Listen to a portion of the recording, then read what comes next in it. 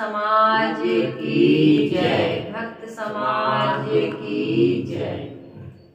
प्रातः स्मरणीय विश्ववंदनीय संतों के सम्राट सदगुरु कबीर साहिब जी के पावन चरण कमलों में त्रिवार वंदनीय करते हुए मेरे मन मंदिर के आराध्य प्रातः स्मरणीय परम पूज्य गुरुदेव जी, अर्चनीय वंदनीय संत समाज, समस्त संत गुरुजनों के चरण कमलों में त्रिवार वंदनीय करते हुए सत्संग से जुड़े हुए समस्त श्रोता बंधुओं को, माता बहनों को, नन्हे मुन्ने प्यारे प्यारे बच्चों को, आदरणीय बुजुर्ग दादा दादियों को, सभी को सुबह की हार्दिक शुभकामनाएं हैं। आज का दिन सभी के लिए सुखद एवं मंगलमय हो। संतों के सम्राट सदगुरु कबीर साहिब जी का ग्रंथ रत्न बीजक, जिसकी साखी प्रकरण में आज सदगुरु कबीर साहिब जी 19वीं साखी में कह रहे हैं। तीन लोक भव पिंजड़ा, पाप पुण्य भव जाल, सकल जीव सावज भये, एक अहेरी काल। सदगुरु कबीर साहिब जी कह रहे हैं कि ये जो तीन लोक हैं, ये लोक क्या है? तीन गुण, सत रज तम। ये तीन लोक क्या हो गए? पिंजड़ा बन गए। पिंजड़ा, जैसे कोई पक्षी को आप पिंजड़े में कैद कर दें, ऐसे जीव के लिए तीनों गुण पिंजड़ा बन गए। क्यों बन गए? क्योंकि इसका दुरुपयोग किया, इसलिए बन गए। कोई भी वस्तु सदुपयोग करने से कल्याणकारी बन जाती है और दुरुपयोग करने से हमारे लिए विनाश का कारण बन जाती है, दुख का कारण बन जाती है, पतन का कारण बन जाती है। तो इसलिए साहिब कह रहे हैं कि तीन लोक भव पिंजड़ा। प्रकृति में जो कुछ भी निर्मित है, जो कुछ भी बना हुआ है, वो हमारे लिए बंधन का कारण नहीं है, दुख का कारण नहीं है। इसका उपयोग करना हम नहीं जानते। साहिब ने कहा ना कि एक कला के बिछुड़े। वो कला कौन सी है? कला बिछुड़ गई विवेक विचार की, समझदारी की, जीवन जीने के अच्छे तरीके की कला हमारी, हम नहीं सीख पाए उस कला को। वो बिछुड़ गई एक कला के बिछुड़े, विकल होत सब ठाव अशांत। कल यानी शांति और विकल यानी अशांति।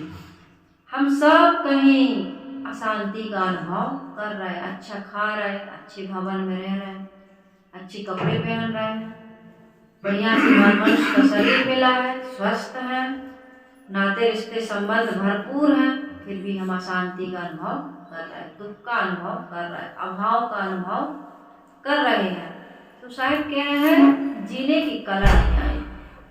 साहिब क्या कह रहे हैं? तीन लोक क्या हो गया हमारे लिए? पिंजड़ा बन गया, बंद करने वाला, कैद करने वाला पिंजड़ा। और पाप पुण्य क्या हो गए? जाल हो गए। जैसे मकड़ी जाल बनाती, खुद ही फंस जाती है ना, ऐसे ये पाप और पुण्य। पुण्य कैसे जाल हो गया, इसकी चर्चा भी करेंगे। पाप तो हमारे लिए जाल हो सकता है, लेकिन पुण्य कैसे जाल हो गया? किस प्रकार से हमने पुण्य कर्म किया कि वो भी जाल बन गया? अभी व्याख्या में चर्चा होगी। सदगुरु कबीर साहिब जी कहते हैं सकल जीव सावज भय। सावज यानी शिकार हो गए, सब जीव शिकार हो गए। एक अहेरी काल, किसके शिकार हो गए? कौन है शिकारी? काल कौन है? मौत काल, अज्ञान काल, वासना काल। ये तीन काल कोई कम है क्या हमारे लिए? अज्ञान काल, मृत्यु काल और वासना काल। इन तीन कालों से सब जीव शिकार हो रहे हैं। ये शिकारी हो गया और हम सब क्या हो गए? सकल जीव सावज भय, शिकारी हो गए। हम शिकार हो गए और शिकारी अज्ञान हो गया। हमारे मन का अज्ञान, हमारे मन की वासना और एक मौत, समय मौत रूपी काल तो पीछा कर ही रही है। यहाँ सदगुरु कबीर साहिब जी कह रहे हैं कि सत रज तम, ये तीनों गुण पिंजड़े बन गए, पाप पुण्य एक जाल बन गया और सब जीव इसमें फंसने वाले शिकार बन गए। एक अज्ञान काल ने सबको फंसा करके मारा। किसी भी वस्तु का, मैंने कहा ना, दुरुपयोग करने से वो पतन का कारण बनती है। यहाँ पर साहिब कह रहे हैं कि तीनों गुण की आवश्यकता है, रज की भी आवश्यकता है, तम की भी आवश्यकता है और सत्य की भी आवश्यकता है। एक ज्ञान, प्रसन्नता, एक पवित्र कर्म जो हो रहा है, कार्य जो हो रहा है, किसके हैं? सतोगुण के। सतोगुण नहीं होगा तो हम कितना भी कितने लोगों के अंदर में सतोगुण नहीं होता है तो वो सब कुछ अच्छा है फिर भी वो दुखी रहते हैं। ये सतोगुण की अभाव के कारण हो रहा। हमारे अंदर सतोगुण नहीं है फिर भी हम प्रसन्न नहीं रहते, सुख की शांति का अनुभव नहीं करते। और कितने लोग अभावग्रसित हैं फिर भी उनके अंदर में सतोगुण है, वो इतना प्रसन्न रहते हैं, प्रफुल्लित रहते हैं, हंसते हैं और इतना मीठा बोलते हैं, इतना उनके पास बैठो तो लगता है कि बड़े धनी लोग दरिद्र हैं और गरीब लोग एकदम खुश हैं। कहते एक लड़के की कहानी मुझे याद आ गई। शहर में रहता था और बड़े धनी परिवार का बच्चा था, तो पढ़ाई लिखाई कर रहा था, 14-15 साल का था, ज़्यादा उम्र नहीं थी।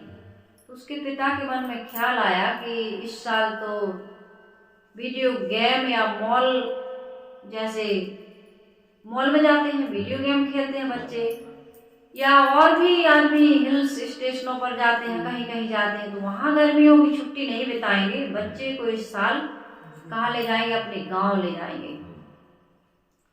तो पिता ने कहा कि बेटा इस साल गांव चलेंगे।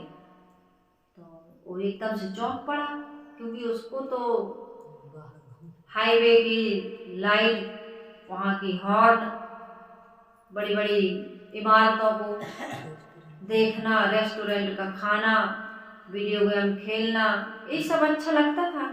उसने एकदम से सुना कि गांव जाएंगे तो चौंक गया कि गांव में क्या होता है। कभी वो गांव गया ही नहीं था, पैतृक स्थान था पिता का। तो पिता ने कहा इस बार चलो, अभाव में लोग कैसे जीवन जीते हैं ये दिखाना चाहिए हमारे बेटे को। तो पिता ने निर्णय लिया और चला गया। तो उसके बेटे को बहुत आश्चर्यजनक तो लगा, लेकिन जैसे ही गया देखा कि धूल है, मिट्टी है, खेतों में बढ़िया हरियाली है, सुबह हो रही है और चिड़ियाँ चहक रही हैं और सुबह से उठ कर के लोग अपने काम में लग गए हैं। फिर उसने थोड़ा और दिन चढ़ा तो देखा चलो खेत चलेंगे बेटा।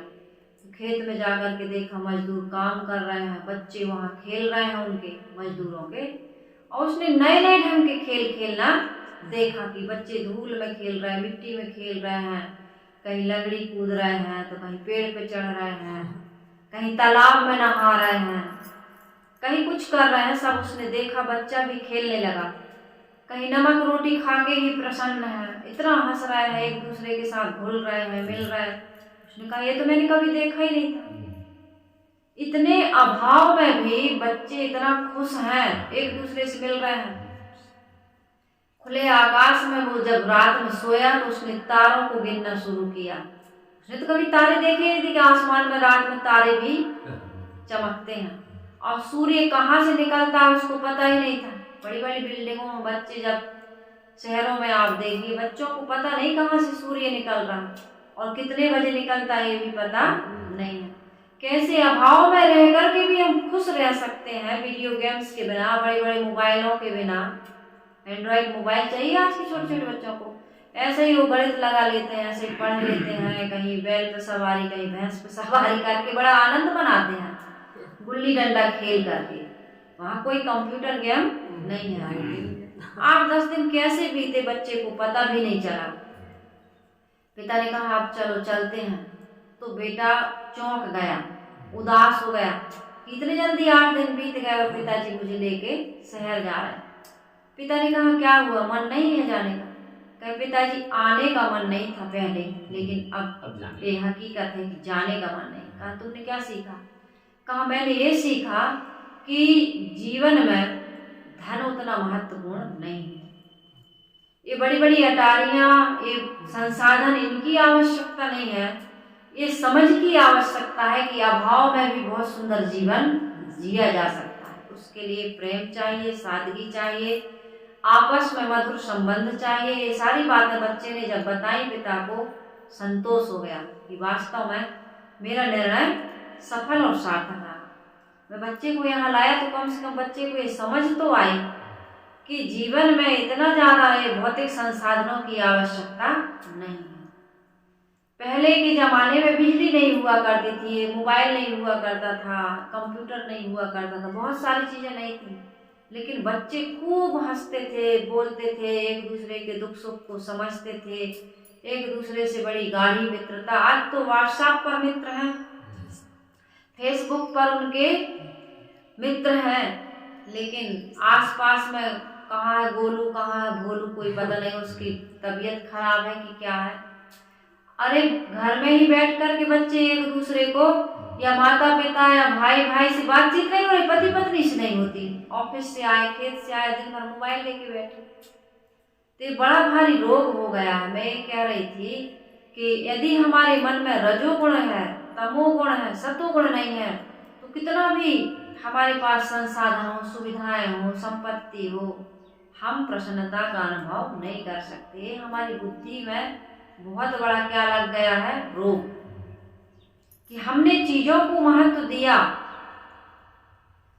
पुत्र को, परिवार को, धन संपत्ति को और भौतिक संसाधनों को, लेकिन हमें जो स्वाभाविक मिला हुआ है, ये नाते, रिश्ते, ये संबंध, ये प्राणी, ये हमारा शरीर, ये हमारी समझ, ये बुद्धि, इसका हमने कभी भी मूल्यांकन नहीं किया कि कितनी बड़ी उपलब्धि हमको मिली हुई कि नहीं मिली। इस चीज को हमें जानना चाहिए कि हमारे अंदर में जो सत्वगुण है, सत्वगुण, ये सत्य है, वास्तविकता है कि जो मिला है, जब तक है, कबीर साहब ने कहा है कहो तो है नहीं, लेकिन नाही कहा ना जाए, है नाही के बीच में साहेब रहा समाए। इस संसार में जब तक हमें नाते रिश्ते संबंध, हम बैठे इसको झूठ भी नहीं कह सकते, लेकिन ये सच भी नहीं है। इस सत्य को समझिए, है नाही के बीच में जीवन में जो कुछ मिलता है और छूटता है, उसको जानने वाला, उसका दृष्टा, उसका बोध प्राप्त करने वाला मैं हूँ, मैं शुद्ध चेतन। तो उस शुद्ध चेतन, बार बार सदगुरु कबीर साहब जी कहते हैं कि उसको समझिए, उसमें स्थित होइए, वो सबसे बड़ी मूल्यवान वस्तु है, और वो तुम हो। वो तुम्हें मिलेगी नहीं, तुम हो। और क्या चाहिए? तुम्हारा स्वरूप ज्ञान स्वरूप है, अजर है, अमर है, अखंड है, नित्य है, सनातन है, शाश्वत है। इससे बड़ी उपलब्धि और क्या चाहिए? तुम तृप्त हो, संतुष्ट हो, मुक्त हो, बंधनों में बंध करके तुम दुख का अनुभव कर रहे हो। इसलिए सदगुरु कबीर साहिब जी कहते हैं कि सतोगुण की भी, ये 3 गुण जो मिले, सतोगुण की भी आवश्यकता है। सतोगुण हमें ज्ञान प्रसन्नता देता है। यदि सतोगुण ना हो तो कभी भी हम सुखी नहीं हो सकते हैं। कितना भी धन संपत्ति का अंबार लगा हो, स्वस्थ हो, खूब सारे संबंध हो, सुविधाओं के साधन हो, लेकिन हम सुख का अनुभव नहीं कर सकते, क्योंकि आदमी को इतनी धन संपत्ति के बीच देखा गया है। वो सुशांत जो सुसाइड किया था कुछ दिन पहले की बात है ना, ये कोरोना के समय में, वो इतना उभरता हुआ कलाकार था, फिल्मी दुनिया का सितारा, चमकता हुआ सितारा, धन संपत्ति उसको सब कुछ मिल चुका था, इतना बढ़िया नाम था उसका, इतना अच्छा प्लेटफॉर्म पर था, वो फांसी लगा लिया क्योंकि उसके अंदर सतोगुण नहीं था। वो शायद बिहार का था लड़का, एक ही लौता बेटा था, बहनें थी 3, फांसी लगा ली एकदम, अभी शादी भी नहीं हुई थी, एकदम यंग। वो सतोगुण का अभाव, उसके अंदर तमोगुण आया, उसके अंदर में रजोगुण आया, कोई तो गुण आया होगा, सतोगुण नहीं था, समझ नहीं थी, अपने स्वरूप का बोध नहीं था, जो प्राप्त था उसमें उसको संतोष नहीं था, कई कारण रहे होंगे, इसलिए तो फांसी लगा लिया। सब कुछ के बाद उसने फांसी लगा ली। तो साहिब कहते हैं कि यदि सतोगुण नहीं है या सतोगुण की हम वृद्धि नहीं करते हैं तो सब कुछ रहेगा, फिर भी हम प्रसन्न नहीं रहेंगे। इसलिए जीवन में सतोगुण की आवश्यकता है। सतोगुण से पुण्य होते हैं, धर्म होता है, ज्ञान प्रसन्नता जिन चीजों से मिलती है उसमें हम वृद्धि करते हैं, लेकिन अहंकार आ जाएगा ना इसमें भी, तो ये भी हमारे लिए क्या हो जाएगा? 3 लोक भो पिंजड़ा, एक पिंजड़ा बन जाएगा, फंसाने वाला बन जाएगा। सत्वगुण में यदि हमें ये अहंकार आ गया कि हम इतने ज्ञानी हैं, इतने अच्छे प्रवक्ता हैं, इतने हम शुद्ध सात्विक और सत्कर्म करने वाले हैं, तो ये अहंकार नहीं आना चाहिए। ये अहंकार आ गया तो फिर हमारा पतन हो, ये भी पिंजड़ा बन जाएगा, ये भी हमारे लिए दुख का कारण बन जाएगा। कितने लोग ऐसे हुए हैं कि जिन्होंने अच्छे कर्म किए और अहंकार कर लिया, उनका पतन हो गया। कितने पूजा पाठ करने वाले, कितने धार्मिक अनुष्ठान करने वाले, कथा भागवत करने या कराने वालों को अहंकार हो जाता है। लोगों को आशंका होती है कितना पवित्र कार्य करते थे, इनके जीवन में कोई दुष्कर्म नहीं था, फिर इतना दुख क्यों भोगे। तो इसका कारण ये भी हो सकता है कि उसके मन में अहंकार रहा। अहंकार तो दिखता नहीं, सूक्ष्म रूप से वो रहता है तो दिखाई नहीं देता, उसके मन में रहा होगा कि यार मैं इतना धर्मात्मा। तो इस प्रकार का अहंकार नहीं करना चाहिए। भगवत भक्त क्या करते हैं, उनकी एक अच्छाई मैं बताऊं। भगवत भक्त अपने सारे शुभ कर्मों को, पुण्य कर्मों को, सत्कर्मों को भगवान को समर्पित कर देते हैं। मैं तो कुछ भी नहीं करता हूँ, जो कुछ कर रहा हूँ ये भगवान करवा रहा है। ये अहंकार को डाउन करने के लिए यदि वो ऐसा भाव रखते हैं तो कितनी बढ़िया उनकी सुंदर भावना कि सब भगवान करा रहा है, मैं तो कुछ भी नहीं कर रहा हूँ, मैं तो एक माध्यम हूँ। यही सोचना चाहिए। हम और आप कुछ नहीं कर पाएंगे, ये तो किसका आशीर्वाद है, किसकी दुआएं हैं और किसकी सहयोग से हम ये सब कर पा रहे हैं। जैसे आज मैं यहाँ तक पहुंची हूँ, इसमें मेरी विशेषता नहीं है कुछ भी। मेरी विशेषता है तो सिर्फ इतनी ईमानदारी से मैंने इस मार्ग में कदम रखा और परिश्रम किया, बस इतना है। बाकी मेरे परिवार वालों का, मेरे गुरुजनों का, मेरे संतजनों का, साध्वी समाज का, सबका, ये भक्त समाज का कितना बड़ा सहयोग है, मिला जुला सबका साथ, तब एक आदमी का विकास होता है। एक व्यक्ति आईएएस बन जाता है या कोई भी क्षेत्र में सफल हो जाता है तो वो कहता है कि उस नुक्कड़ पर चाय बेचने वाले का भी मेरे इस आईएएस बनने में सहयोग है, क्योंकि रात के 11 बजे तक जब मैं पढ़ता था तो वहाँ चाय पीने जाता था तो वो जाग करके मुझे चाय पिलाता था। अभी बताइए, हम सबके जीवन में जो कुछ भी उपलब्धियां हम हासिल करते हैं, इसका श्रेय हम अकेले नहीं। तो हमारे अंदर में सत्वगुण जब आएगा तब हमारे अंदर अहंकार नहीं आएगा। तो सत्वगुण तो होना चाहिए लेकिन अहंकार नहीं होना चाहिए। तमोगुण की भी आवश्यकता है। यदि तमोगुण ना हो तो आलस, नींद नहीं है, हम जागते रहेंगे तो पागल हो जाएंगे। जब तक तमोगुण नहीं आएगा नींद नहीं आ सकती।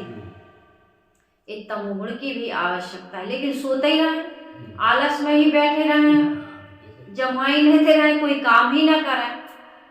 अब सत्संग चल रहा है, हमें आलस आ रहा, नींद आ रही है, सो गए, हम सुन ही नहीं पाए, तब भी तो ये भी हमें बांधने वाला है। तो तमोगुण की भी आवश्यकता है, रजोगुण की भी आवश्यकता है। ये हम जितने भी कार्य करते हैं ये रजोगुण के कारण हो रहा है, लेकिन हम काम ही करते रहे, बैठे ना, सुने ना, ध्यान न करें, चिंतन न करें, आराम न करें, तब भी तो पागल हो जाएंगे।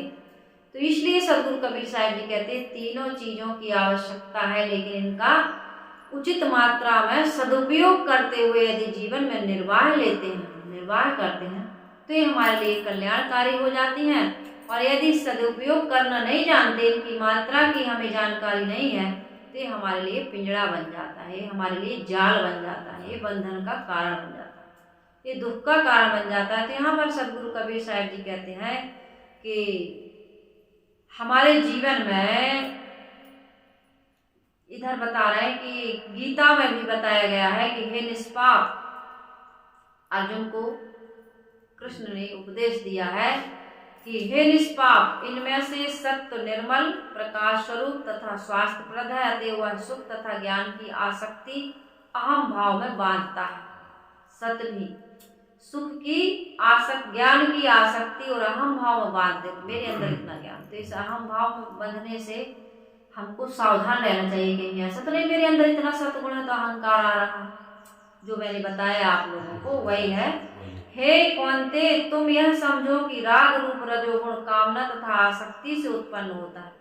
राग रूपी रजोगुण कामना और आसक्ति से उत्पन्न हो। जब तक कामना नहीं होगी, आसक्ति नहीं होगी, तो हम कर्म में प्रवृत्त नहीं होंगे, कोई काम नहीं करेंगे। आसक्ति है, सुख की भावना है, तभी तो हम कामना है तभी तो कोई कार्य करते हैं। कृष्ण अर्जुन कह रहा है ना कि जब कामना ही नहीं रहेगी तो हम कोई कर्म करेंगे कैसे।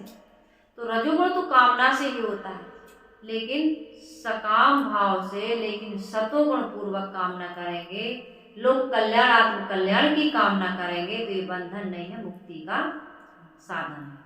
तो यहाँ पर सदगुरु कबीर साहब जी ने जो बताया उसी गीता में बता रहे हैं कि वह जीव कर्म की आसक्ति से बांधता है, सब देहधारियों को भ्रम में डालने वाला तमस को अज्ञान से उत्पन्न हुआ समझो हे अर्जुन, वह जीव को प्रमाद, आलस्य एवं निद्रा में बांधता है। तो नींद तो आवश्यक है, लेकिन प्रमाद और आलस्य इसकी आवश्यकता नहीं है। नींद लो लेकिन प्रमाद और आलस्य मत करो। तो इन हर चीज के दो पहलू होते हैं। युक्त तीनों गुणों के कार्य जिनका दुरुपयोग करने से जिनका सदुपयोग करने से कल्याणकारी है और दुरुपयोग करने से युक्त जीव के बंधन बन जाते हैं। तो पाप और पुण्य जो जाल बताए जा रहे हैं यहाँ पर, जीवन में कोई भी जीवन में पाप को तो कोई स्थान नहीं मिलना चाहिए। निश्चित है जीव के लिए यह केवल और केवल बंधन है, परंतु पुण्य कर्मों की जीवन में महती आवश्यकता है। आदमी एकदम निष्क्रिय नहीं हो सकता है। जब तक जीवन है तब तक कुछ ना कुछ तो उसको कर्म करने पड़ेंगे। तो इसलिए कुछ ना कुछ तो नहीं भाई, हमको सोच समझ के पुण्य कर्म करना है। अशुभ कर्म तो बिल्कुल त्याग देना है, पुण्य कर्म करना है, लेकिन उसमें अहंकार नहीं करना है, क्योंकि अहंकार आदमी को बांध देता है। कहे कबीर दोनों बेरी, एक लोहा एक सोना केरी। दोनों बेड़ी हैं, एक लोहे की है तो एक सोने की। पाप लोहे की है तो पुण्य सोने की है। लेकिन पुण्य कैसे सोने की बेड़ी है, बेड़ी कैसे बन जाती है? वही सकाम भाव पूर्वक, अहंकार पूर्वक जब हम करते हैं। तो यहाँ सदगुरु कबीर साहब जी यह कह रहे हैं कि अहंकार का त्याग करना है और सत्कर्म करते रहना है, क्योंकि बिना कर्म किए मनुष्य रह नहीं सकता, ये उसकी मजबूरी है। जब तक जीवन है तब तक उसको कर्म करना ही पड़ेगा। आगे साखी में सदगुरु कबीर साहब जी कहते हैं, लोभे जन्म गमाइया, पापे खाया पून, साधी सो आधी कहे, तापर मेरा खून। सदगुरु कबीर साहब जी कहते हैं कि संसार के लोगों ने लोभ में अपना जन्म बर्बाद कर दिया। सारे जीवन ये लोभ में ही पड़ा रह जाता है। ये लोभ आदमी को सुख से नहीं रहने देता। ये लोभ आदमी के पुण्य को खा जाता है। लोभ है जन्म गमाइया। गंवाना क्या कह रहा था? व्यर्थ में बर्बाद कर देना, गंवा देने से खो जाता। कोई चीज मोर हीरा हेराए गयो कचरे में, गंवा गया। हमारा जीवन लोभ के कारण से बर्बाद हो गया, खो गया। लोभ है जन्म गंवाइया, पापे खाया पुण्य, पाप ने पुण्य को खा लिया। साहब कहते साधी सो आधी कहे कि अध कचरे जो गुरु लोग हैं, साधकों को, जीव को क्या करते हैं? परमार्थ की आधी अधूरी बात बताते हैं, पूरी बात नहीं बताते। इसलिए मुझे उन पर गुस्सा आता है। कबीर साहब कहते हैं कि कल्याण के भाव से कोई जिज्ञासु, कोई सत्पात्र, कोई मुमुक्षु यदि गुरु की शरण में जाता है तो उसको क्या बताना चाहिए? मुक्ति का सीधा मार्ग बताना चाहिए कि भाई जीवन के जितने भी दोष हैं, जितने भी दुर्गुण हैं, जितने भी दुर्व्यसन है, जितने भी विकार है, जितनी भी आसक्ति है, जितना भी मोह है, जितना भी ममता है, लोभ है, लालच है, उनका त्याग कर दो और तुम्हारा ईश्वर ब्रह्म परमात्मा तुम्हारे अंदर ही बैठा हुआ है। तुम ही हो। तुम विकारों के कारण से अपने आप को पहचान नहीं पा रहे। जीव बंधनों में क्यों है? क्योंकि अपने स्वरूप को नहीं पहचानता, अपने ममता मोह आसक्ति को, अपनी गंदी आदतों को नहीं छोड़ पा रहा है। इसलिए गुरु की भेली जीव डरे काया सींचन हार। हंसा तू तो सबल था, हल्की अपनी चाल। ये सारी साखियां या शब्द जो कहे हैं साहिब ने, ये हमारे स्वरूप का परिचय देने के लिए कहे कि तुम महान हो हजूर में ठाड़ कहत हूँ, अब ते संभार रहु संहारे और राम विचारे, कहता हो जो पुकारे। तुम संभल जाओ, अपने जीवन के समर में सावधान हो जाओ। तुम अपने आप को यदि संभाल लो तो दूसरों को भी संभाल लोगे। तुम कल्याण और मोक्ष के बिल्कुल निकट हो। साहब ने कहा ना, डिग बूढ़ा उतरा नहीं, या ही अंदेशा मोह, और सरल मोह की धार में क्या नींदड़ी आवे तो।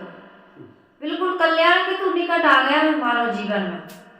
दुखों की निर्वृत्ति तू अभी वर्तमान में कर सकता है, इसी जीवन में। ढिग बूढ़ा, लेकिन तू यही डूब रहा है। मानव जीवन में आकर के आदमी पतित तो हो रहा है। ये बड़े आश्चर्य की बात। साहब कहते हैं, साधी सो आधी कहता पर मेरा। ये अधकचरे गुरु लोग कल्याण के नाम पर, मुक्ति के नाम पर, मोक्ष के नाम पर जिज्ञासुओं को भटका देते हैं। लोक लोकांतर में भगवान बसते हैं, तुम तो अंश हो, है ना, उसका टूटा हुआ टुकड़ा हो। तुम तो बूंद हो, तुम्हें समुद्र से मिलना है। कहाँ है वो समुद्र? बूंद तो दिखाई दे रही है संसार में, लेकिन समुद्र दिखाई नहीं दे रहा कहीं। निर्मल साहिब जी कहते हैं, लहर देख पड़ती समुंदर न दिखते, ऐसे अचंभों को मुनियों ने लिखते। हमारे संत महात्मा क्या कह रहे हैं कि लहर तो दिख रही है लेकिन समुद्र नहीं दिख रहा। अरे बिना समुद्र की लहर कैसे दिखेगी? जीव दिख रहा है तो परमात्मा भी दिखना चाहिए ना। ये तो संसार में दिख रहा है ना जीव, देह के माध्यम से जीव दिखाई दे रहा है कि नहीं, कि इस देह के अंदर जीव है, तभी तक ये देह चल रही। अब कहते हैं कि संसार को चलाने वाला कोई है, तो संसार को चलाने वाला, ये संसार कैसे चल रहा है इसका ज्ञान नहीं। ये अपनी गति से चल रहा, अपने नियम से चल रहा, अपने स्वभाव से चल रहा। जड़ तत्वों के अलग गुणधर्म है, चेतन के अलग गुणधर्म है। कहते हैं जड़ चेतन सब में वही निवास कर रहा, सब कुछ वही चला रहा, उसी की सत्ता से हो रहा। वो परमात्मा सर्वव्यापक है, सर्वशक्तिमान है, सर्वज्ञ है, बड़ा दयालु है। तो जड़ में भी वही है और चेतन में भी वही है। तो पानी इतना क्यों बरस रहा, त्राही त्राही मचा हुआ है? आग क्यों लग जाती है? भूकंप क्यों आ जाता है? भूस्खलन क्यों हो जाता है? ये जितने प्राकृतिक प्रकोप होते हैं जिसमें जनधन की इतनी हानि होती है, आदमी क्या करता है, पूरी उम्र लगा देता है। कहते एक व्यक्ति था, वो बड़ा गरीब था, अपने गांव को, अपने राज्य को छोड़कर दूसरे राज्य में चला गया। वहां उसने खूब परिश्रम किया, मेहनत की, और उसकी लॉटरी लग गई समझ जाइए। उसको खूब सारा धन मिल गया। उसने बढ़िया सा मकान बनाया, एक लड़की से शादी की, और फिर उसके 2 बेटा 1 बेटी हो गई। बढ़िया से रह रहा था, 50-60 साल की उम्र थी। कुछ काम से वो बाहर गया, मतलब अपने देश से बाहर गया हो, और जब लौट करके आया तो पता चला कि भूकंप आया था, तुम्हारा मकान, पत्नी, बच्चे सब इसी में दब के मर गए। आधी जिंदगी उसने उसको बनाने में लगाया, और क्षण मात्र में ही भूकंप में, अभी उधर कच्छ भुज में भूकंप अभी भी प्रभाव है। आज से 25-30 साल हो गए होंगे शायद। ये कब आया था? 26 जनवरी के दिन आया था, जनवरी में आया था। उस समय इलाहाबाद का कुंभ था शायद, इलाहाबाद का कुंभ है ना, गुजरात में, कच्छ भुज में। वर्षों की उनकी मेहनत, कई पीढ़ियों की मेहनत क्षण में नष्ट कर दिया ना। कितना दुख, अभी भी उस त्रासदी से उबर नहीं पाए लोग। इस प्रकृति में यदि ज्ञान है, सर्वशक्तिमान है, दयालु है, तो इस प्रकार की त्रासदी थोड़ी करना चाहिए। ट्रेनें पलट जाती हैं, पटरी से उतर जाती हैं, ट्रक के ट्रक दुर्घटनाग्रस्त हो जाते हैं, कितने लोग कट जाते हैं, कितने लोग दब जाते हैं, कितने लोग अपाहिज हो जाते हैं। ऐसी ऐसी दुर्घटनाएं होती, कहती हैं तुम्हारे कर्मों के कारण से हुआ। तो जब हमारा कर्म हमें भोगना पड़ता है तो ईश्वर दयालु कैसे? जब हमारे कर्मों से होता है कई उलझी हुई बातें, लेकिन हम विचार नहीं करते। सर्वशक्तिमान है तो सब कुछ अच्छे से। ये पवित्र आत्माओं को कष्ट मिलता है, माता पिता रो रहे हैं, लड़कियों की इज्जत लूटी जा रही है, आतंकवादी हमला किए जा रहे हैं। ये सब क्यों हो रहा है भाई? क्यों करवा रहा है? एक पिता भी ये नहीं चाहता है कि हमारी संतान दुखी हो, और वो सर्वशक्तिमान हमारे संतान यदि अपने कर्मों से दुख भोगती तब भी हमको हम पूरा प्रयास करते हैं, जमीन बेच करके भी उसके कर्ज को चुकाते, भले उसने शराब में मिटाई, जुआ सट्टा में मिटाई, व्यभिचार में उसने कर्जा किया है, लेकिन माता पिता कहते हैं भैया तुम सुरक्षित रहो, आत्महत्या नहीं करना, टेंशन नहीं लेना, लेकिन कर्म सुधार लो बेटा, कर्म सुधार लो। यदि वो भगवान चाहता तो हमारे कर्म नहीं सुधरवा देता, नहीं सुधरवा देता। और ये संसार के दुख दूर, इस संसार में लोग शराब पी करके, मांस खा करके, व्यभिचार करके, हिंसा हत्या करके इतना दुख भोग रहा है और दूसरों को दुख दे रहे हैं। एक पिता का यदि बस चले तो पुत्र को बिल्कुल सुधार दे। तो भगवान सर्वशक्तिमान है, सब कुछ जानता है, सब कुछ कर सकता है। तो इस संसार के लोगों को, एक कठपुतलियों को ठीक नहीं कर सकता, बढ़िया से नचाए, उंगली के इशारे से नचाता है ना कठपुतली को। तो वो सूत्रधार कैसा है जो इस संसार की व्यवस्था को ठीक से नहीं चला पा रहा, लेकिन आदमी इस पर विचार नहीं कर रहा। साहिब कहते हैं ये गुरु लोग, अधकचरे लोग संसार की उलझी हुई व्याख्या करके लोगों को गुमराह कर रहे हैं, कर्म सिद्धांत को नहीं बता रहे हैं, जीवन में सत्कर्म को बल नहीं दे रहे, पाप कटवा रहे हैं। गंगा जी चले जाओ, मुंडन करे आओ, पिंडदान करे आओ, मरे मराओ को तार रहे हैं। मरने के बाद कोई संभावना नहीं तरने की, जियत में जो नहीं तरा है, तरने का काम नहीं किया। सदगुरु कबीर साहब क्या, जियत ना तरे मुए का तरे, जियत ही जो ना तरे। तुमने जीते जी तरने का काम नहीं किया, मरने के बाद तुम्हारे पुत्र परिवार तारेंगे तुम्हें, गंगा जी में अस्थियां डाल देंगे, तुम तर जाओगे। पिंडदान कर देंगे, कथा भागवत सुनवा देंगे, गरुड़ पुराण विष्णु पुराण करा देंगे, तुम तर जाओगे। तुम्हारे नाम से गंगा जली का भोज हो जाएगा, तुम प्रेत योनि से मुक्त हो जाओगे। और जब तक गंगा जली नहीं होती तुम प्रेत बन जाते हो। कहाँ है वो भूत प्रेत, दिखाओ ना उनकी कोई तस्वीर। ये धारावाहिकों में दिखा दिखा के दुनिया को इतना गुमराह किया जा रहा है, धर्म ग्रंथों में लिख लिख के, ये झाड़ फूक के नाम पर ये बाबा लोग पुष्ट कर रहे हैं कि भूत प्रेत होते हैं। कोई वो भूत प्रेत नहीं होता है। प्रेत यानी गई हुई आत्मा, भूत यानी बीता हुआ समय। और कहाँ का भूत प्रेत, उसकी योनि और खानी बना दी। भूत होते हैं, पकड़ लेते हैं, घुस जाते हैं, आदमी के शरीर में प्रवेश कर जाते हैं। और कौन बनता है भूत प्रेत, कौन परेशान कर, हमारे पापा, हमारी मम्मी, हमारे दादा जो जियत भर हमको सारे दुख से दूर किए, आज वो मरने के बाद हमें सताने लगे। ये पंडितों को लेके डंडा उठा के ऐसा चमकाना चाहिए, लेकिन आदमी डर रहा है। भूत लगे तो काटो महाराज, ताबीज आबीज बांधो महाराज, उन्हीं से, वही तो ये भूत लगाने आए, उन्हीं से तुम उपाय मांग रहा है। वो तो भूत लगाने वाले हैं, वो भूत वूत कुछ नहीं लगा, उन्हीं को भूत लगा है दरिद्रता का। कुछ पैसा मिल जाएगा तब हमारे भूत कट जाएंगे, तुम्हारे भूत नहीं कटेंगे, वो उन्हीं के भूत कटेंगे। तो इस प्रकार से हमको ये अधकचरे गुरुओं पर गुस्सा आता है। कबीर साहब कह रहे हैं आदमी लोभ में लगा है, भगवान पाने का भी लोभ, मोक्ष पाने का, स्वर्ग पाने का भी लोभ लगा है आदमी को। लोभ का त्याग कर दो, मोह का तो करते ही, लोभ का भी त्याग कर दो, कुछ नहीं पाना है। कहे हमारे संत जन, शायद पूर्ण साहिब जी कहे कौन, केवल मुक्ति आशा रहे तेहु है बंधमान, अब सुखिया सदा निराश पद सुन वैराग्य निधान। किसी चीज की आशा न करो, मुक्ति की भी आशा न करो, तुम मुक्त हो। और जब तक आशा है तब तक मुक्त नहीं हो, जब तक आशा है तब तक बासा है। और जिस दिन तुम्हारी आशा छोड़ के होए निराशा, आशा ही परमम दुखम नैराश्यम परमम सुखम, यथा संचित कांतासा सुख सुस्वाप पिंगला। वेश्या थी पिंगला नाम, आशा त्याग दी पर पुरुष की, बढ़िया से सुख से सो गई। हम और आप भी ये पर पुरुष की आशा छोड़ दें, ओ भगवान है, ओ ईश्वर है, ब्रह्म है, परमात्मा है, वो मिलेगा। जब तक ये आशा है तब तक हम कभी भी सुखी नहीं हो सकते हैं। इसलिए तुम्हें किसी की आशा भरोसा नहीं, अपने बाहुबल पर कर बैया बल आपने, छाड़ बेरानी आस जाके आंगन नदिया वह सोकस मरे प्यास। क्यों प्यासे मर रहे हो, तुम्हारे अंदर तो परमात्मा बैठा हुआ है, घट में है अविनाशी, पानी में मीन प्यासी, मुझ सुन सुनावे हासी। जाको ध्यान धरे विधि हरिहर मुनिजन सहस 88, सो तेरे घट माही विराज परम पुरुष अविनाशी, पानी में मीन प्यासी, मुझे सुन सुन आवे। ये ज्ञान कहाँ मिलता है बताओ? ये ज्ञान केवल हमारे सदगुरु कबीर साहिब जी दे रहे हैं।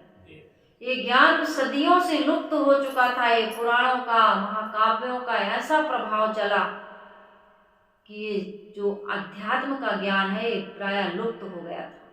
ये सदगुरु कबीर साहिब जी ने फिर से प्रकट किया है ना। ये सदगुरु कबीर साहिब जी ने ज्ञान दिया, नहीं तो आदमी, हमारा भारत देश क्या हो गया था? कर्मकांड में, पाखंड में, चमत्कार में, अंधविश्वास में। कथाएं होती थी विश्वास पर, कथाएं होती थी आस्था पर, कथाएं होती थी मान्यताओं पर, परंपराओं पर, विवेक विचार पर नहीं थी। विवेक विचार मत करो, जो लिखा है उसको मान लो। भगत जी कह रहे थे ना, कहा ना मानो तो लिखा देखो। बस वही लिखना और कहना इस तरह का हो गया था कि विवेक से कोई मतलब नहीं। तभी तो इतनी सारी जातियां बन गई, इतने सारे देवी देवता बन गए, इतना सारा ये पूजा हवन यज्ञ चल पड़ा। विवेक नहीं था कि आग में सामग्री डालने से ये वातावरण, ये प्रदूषण होता है कि ये शुद्ध होता है। ये खाने पीने की चीजों को आग में जलाया जाता है कि भूखे प्यासे जरूरतमंदों में बांटा जाता है। ये भूल चुके थे लोग, कितना यज्ञ होता था, अब बहुत कुछ कम हो गया। और यज्ञ के नाम पर ये वस्तुएं ही नहीं जलाई जाती थी, ये पशु पक्षियों को नरबलि तक होती थी। घोड़ा और ऊंट तो मारे ही जाते थे, नरबलि भी होती थी। पशु बलि के साथ साथ नर, अभी भी पशु हैं हम, जो बुकरा मुर्गा चढ़ा रहे हैं, ऊंट चढ़ा रहे हैं, अभी भी हम लोग पशु हैं। तो इस बात को लेकर के सदगुरु कबीर साहिब जी को बहुत क्रोध आया, बड़ा दुख हुआ और उन्होंने फटकार के कहा।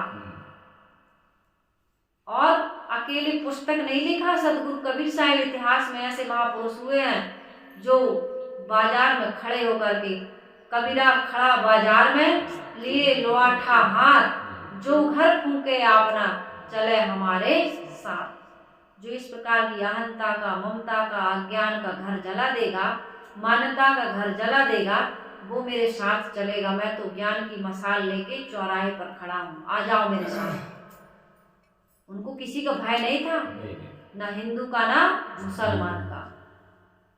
साहिब तो कहते थे ना काबू से दोस्ती, ना काबू से बैर, और कबीर खड़ा बाजार में सबकी चाहे खैर। सबकी खैर, सबका कुशल, सबका मंगल चाहने वाला कभी किसी से वो भयभीत नहीं हो सकता है। इसलिए सदगुरु कबीर साहिब जी 119 वर्ष 7 महीने और कितने दिन, उसमें बताया जाता 25 दिन इस धराधाम पर जिंदा रहे। और मरने के बाद सदगुरु कबीर साहिब जी को मुसलमानों ने दफनाना चाहा, हिंदुओं ने जलाना चाहा। कबीर साहिब के कोई अनुयायी रहे होंगे, शिष्य रहे होंगे समझदार, कि जिंदा में तो साहिब ने झगड़ा मिटाया, मरने के बाद देखो इनकी, कहते हैं कुत्ता की पूंछ कभी सीधी नहीं होती, ये समाज कभी नहीं सुधरेगा। उन्होंने लाश को ही गायब कर दिया। ले अब तुम लड़ते रहो, 2 फूल रख दिए, कहे साहिब कमल फूल पर आए हैं, लोग कहते ही हैं, तो ले कमल ही फूल बना देते हैं। तो लोगों को ये विश्वास हो, अंधविश्वास ही है ये, तब तो लड़ रहे हैं, समझ नहीं पा रहे हैं। नहीं तो कबीर साहिब तो न हिंदू के थे न मुसलमान के थे, वो तो मानव थे, मानव की संतान, और मानवता का पाठ जीवन भर पढ़ाते रहे। एक है तो चाहाड़ मन मुद्रा, एक रुद्र कूदा, एक बुद्ध से सृष्टि रची है, को ब्राह्मण को शूद्रा। साहिब ने बताया गहना एक रखते गहना या मैं भाव न दूजा, और कहन सुनन को दुई कर थापे एक नवाजे पूजा। वही महादेव वही मोहम्मद ब्रह्मा आदम कहिए, को हिंदू को तुरुक कहा एक जीवी पर रहिए। साहिब ने कितना एकता का बिगुल बजाया, लेकिन लोगों को समझ में नहीं आया। तो किसी समझदार व्यक्ति ने साहिब की लाश ही गायब कर दी और 2 फूल रख दिए। ऐसे अंधविश्वासियों के लिए वो 2 फूल, एक मस्जिद बना लेना, कब्र बना लेना, और एक समाधि बना देना, वही बन गया। कबीर साहिब की लाश भी फिर लोगों, ऐसे अंधविश्वासियों को नहीं मिली। अब उसमें भी लोगों ने चमत्कार जोड़ दिया। इतना ज्ञान नहीं है कि लाश कैसे गायब हो जाएगी।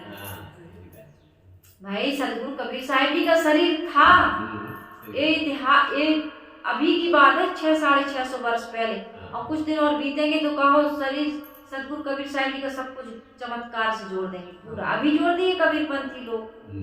कबीर पंथ का ये सबसे बड़ा कोड कि कबीर साहब के नाम से आज भी वो लोग चमत्कार जोड़ रहे हैं। मुर्दे को जला दिए, मक्खी को, दीवाल को चला दिए, चौकी को चला दिए, क्या क्या सूत पे जाके कबीर साहब उतने ऊपर बैठ गए, वहां ज्ञान दे रहा है। कबीर साहब के नाम पर जो चमत्कार, वो बट वृक्ष पर चरणों तक डाल दिया तो हरा भरा हो गया, ये सब कहानियां लोगों को बड़ी आकर्षक लगती हैं।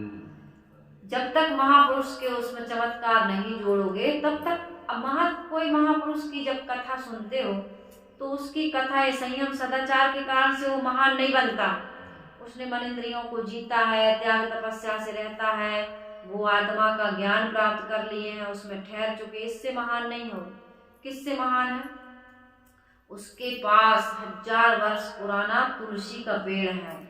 हाँ, और उनके बाबा दादा का, पुरखों का वहाँ पंचांग है उनके पास, और उस पंचांग को लाखों करोड़ों में लोगों ने मांग लिया लेकिन वो दे नहीं रहे हैं।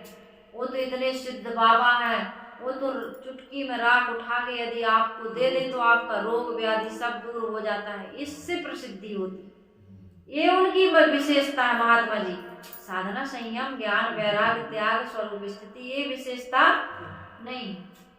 आदमी को इसमें रस मिल ही नहीं रहा, उसको अंधविश्वास, चमत्कार। तुलसी का 1000 वर्ष पुराना पेड़ है तो क्या हो गया, क्या हो जाएगा?